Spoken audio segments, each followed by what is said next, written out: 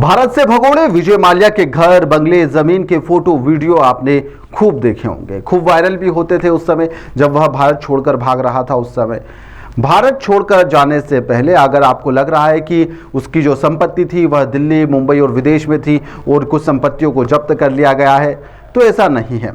मध्य प्रदेश के भोपाल और वहां का एक छोटा सा गांव, वहां पर भी विजय माल्या के पास में 20 एकड़ की जमीन है, जो कि अब चर्चा का विषय बन गई है।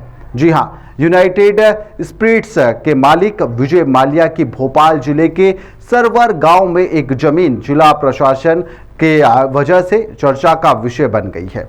दरअसल 23 साल पहले विटारी कंपनी का यहां पर अधिग्रहण किया गया था, पर उसकी संपत्ति को यहां पर सरकारी दस्तावेज में अपने नाम दर्ज उसने नहीं करवाया।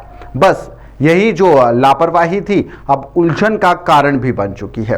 अब मामला यहां पर एसडीएम कोर्ट तक भी जहां पहुंचा है। बिना रजिस्ट्री के यहां पर भू अभिलेख में नाम कैसे दर्ज हो सकता है, इस पर भी खूब विवाद चल रहा है। और भोपाल के कारोबारी जगत से लेकर यहां पर प्रशासनिक गलियारों में भी इस जो जमीन है इसने हड़कंप मचा दिया है। हड़कंप क्यों मचाया? क्योंकि यहां पर एक व्यापारी ने यहां पर भगोड़े विजय माल्या को फायदा पहुंचाने की पूरी तैयारी कर रखी है। सबसे चौंकाने वाली बात तो इसमें यह भी है कि इस जमीन की सरकारी कीमत करीब 50 करोड़ रुपए आकी जा रही है।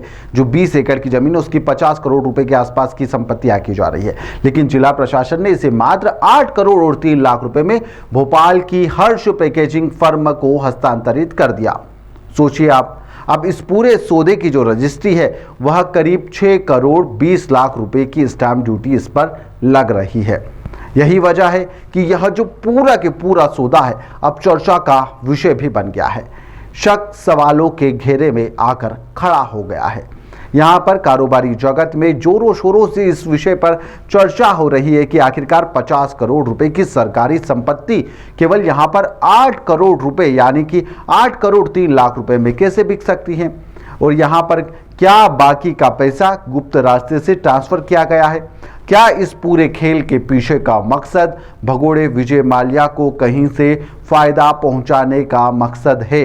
जी हां, जानकारों का तो यहां तक कहना है इस खबर को लेकर कि यदि प्रशासन मामले में गंभीरता से जांच करे तो यह सौदा हवाले जैसे किसी बड़े नेटवर्क का भी हिस्सा साबित हो सकता है। सवाल अब यह उठकर खड़े भी हो रहे हैं कि क्या जिला प्रशासन ने इतनी बड़ी जो सरकारी जमीन थी उसको औने पौने दाम में बेचने की तैयारी यानी इजाजत क्यों दे दी? आखिरकार किसकी रहमत गिरी पर यह पूरी चीज की गई है? इसको लेकर कई तरह के सवाल खड़े हो रहे हैं। इस पूरे मामले में भोपाल से हमारे संवाददाता राघव शर्मा ने इस पूरे मामले की तह तक पहुंचे। क्या कुछ जानकारी उनके पास में है, आप भी सुनिए। कंपनी अधिनियम 2013 की धारा 180 के अंतर्गत यदि किसी कंपनी की ज़मीन बेचनी है तो उसके लिए निदेशक मंडल को विशेष प्रस्ताव पारित करना होता है।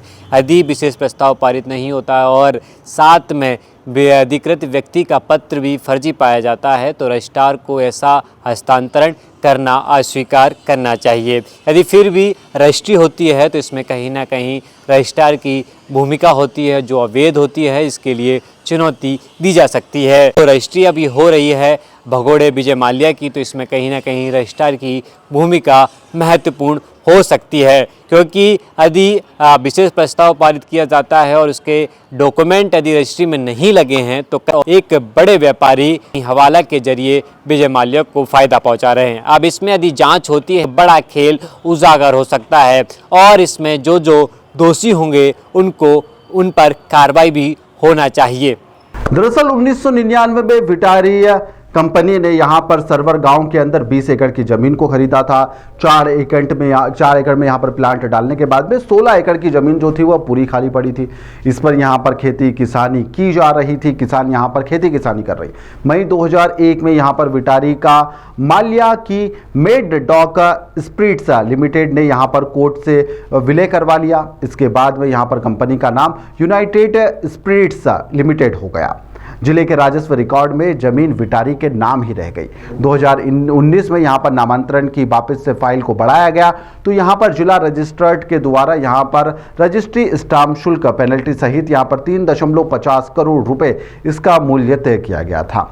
2023 में असल शुल्क का 1.59 करोड़ के आसपास यहाँ पर काफ़ी इसको लेकर जब रकम तय हुई तो इसको लेकर भी विवाद हुआ। इसमें शासन को सीधा सीधा करोड़ों रुपए का नुकसान हो रहा है। अब निगाहें कहा जा रहा है कि हाईकोर्ट में मामला चल रहा है, तो प्रशासन और जांच एजेंसियां दोनों यहाँ पर हाईकोर्ट का हवाला देकर अपना पल्ला झाड़ने में लगी हुई है। मामला यहां पर घोटाले का भी हो सकता है, जिसे दबाने की कोशिश की जा रही है। कुल मिलाकर भोपाल में यह सौदा न केवल कारोबारी जगत बल्कि आम जनता के बीच भी गहरी आशंकाएं पैदा कर रहा है कि आखिरकार इसके पीछे की वजह क्या है। फिलहाल के लिए इस खबर में इतना ही। इस खबर से जुड़ी हुई और कोई जानकारी रही तो आपको जरूर बताएंगे। फिलहाल के लिए इस खबर में इतना ही। बेहद धन्यवाद।